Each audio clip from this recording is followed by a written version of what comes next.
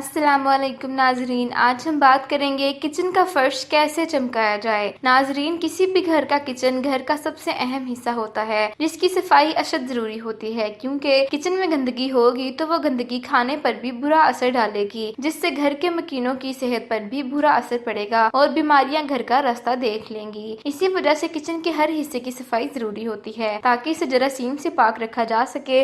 और किचन में फर्श सबसे ज्यादा खराब होता है जिसकी सफाई के लिए बहुत मेहनत दरकार होती है, क्योंकि खाना पकाने के दौरान तेल, घी, मसाले और आटा वगैरह फर्श पर गिर जाता है, जिसकी सफाई सिर्फ पानी से नहीं की जा सकती। इसीलिए आज हम आपको एक ऐसा नुस्खा बताएंगे जिससे आपके घर का किचन बिल्कुल साफ और चमक जाएगा, बल्कि इससे जरासीम भी खत्म हो जाएंगे। इस नुस्खे के लिए ये अज्जा दरकार हैं। अज्जा बताने से पहले मैं चाहती हूँ कि आप हमारे चैनल को जरूर सब्सक्राइब कर लें ताकि आपको इस तरह की मजीद अच्छी वीडियोस मिलती रहें। अज्जा: फिनाइल 2 बड़े चम्मच, नमक 1 बड़ा चम्मच, कपड़े धोने का सोडा आधा बड़ा चम्मच। तरकीबे इस्तेमाल: पानी की बाल्टी जो घरों में अमूमन पहुंचने के लिए इस्तेमाल होती है ले लें। इसमें ये तीनों अज्जा डालकर अच्छी तरह से मिला लें। अब एक कपड़ा लेकर इसमें भिगोकर निचोड़ लें और इससे किचन के फर्श पर पोंछा लगाएं। फिनाइल फर्श पर से जरासीम का खात्मा करेगा। नमक और सोडा फर्श पर लगाने वाली खाने पीने की चीजों के धब्बों की सफाई करेंगे। इस तरह किचन का फर्श बिल्कुल साफ शफाफ हो जाएगा। वैसे तो ये अमल रोज करना ही अच्छा है, लेकिन अगर आपसे हफ्ते में 2 से 3 बार भी कर लें